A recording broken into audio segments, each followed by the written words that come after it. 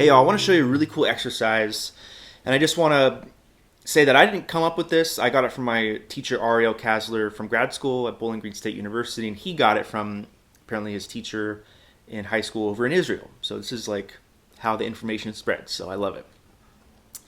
There's a really interesting way of approaching fretboard knowledge, and it completely eliminates patterns, shapes, fingerings, anything kind of mechanical or rote. It completely eliminates that. It has to do exclusively with being precise with knowing your notes all over the fretboard and in really weird orders. So what it is playing one note per string. A lot of people are used to hearing, okay, you're going to play a scale that's 3 notes per string. You get this, G major.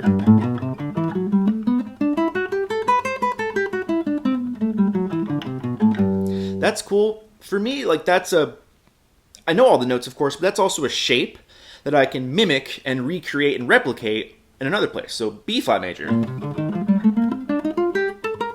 Sorry. All right, same shape, same fingering. I kind of don't have to think about it anymore. And even, even arpeggios as well. We'll do like a 2 note per string arpeggio. So G major 7. A minor 7, that kind of thing. Again, I know the notes, but it turns into a shape that I can kind of just blast through. So if you limit yourself to 1 note per string, check out what happens to C major. Check this out.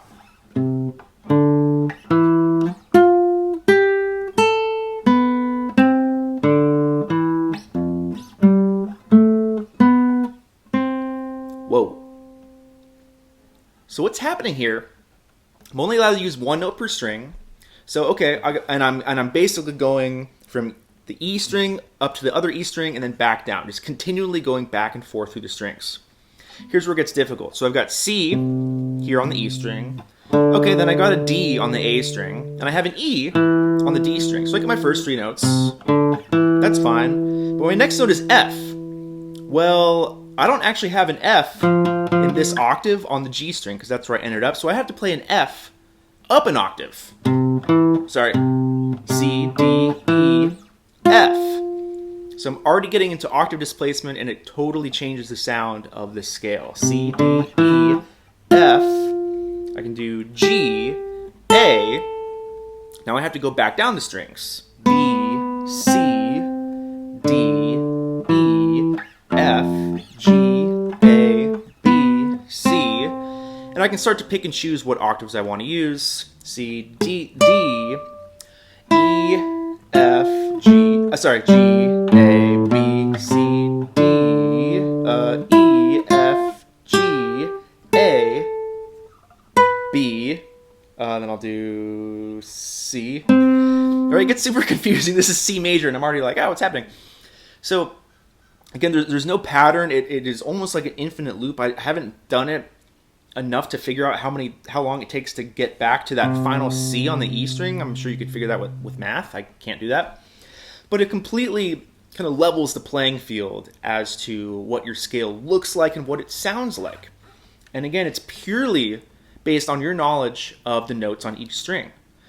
So, and it kind of puts you all over the fretboard as well. So it's like you need to know them vertically, you need to know them horizontally, etc. And if you're like, okay, well, I can do C major. Well, put this in other scales. So what if I did F melodic minor? F, G, already an octave displacement. F, G, A flat, B flat, C, D, E, F, G, A flat, B flat, C, D, E, F. Right? So I'm having to think about it. And it's not about speed. I don't want to like burn through this. I want to just have a calculated approach to playing scales and internalizing the notes on the fretboard in a really unique way that I've really never seen. I've never seen anything like this until he showed me a couple years ago, and it completely blew my mind. So I hope you enjoy this 1 note per string exercise to kind of get your chops up as far as fretboard recognition.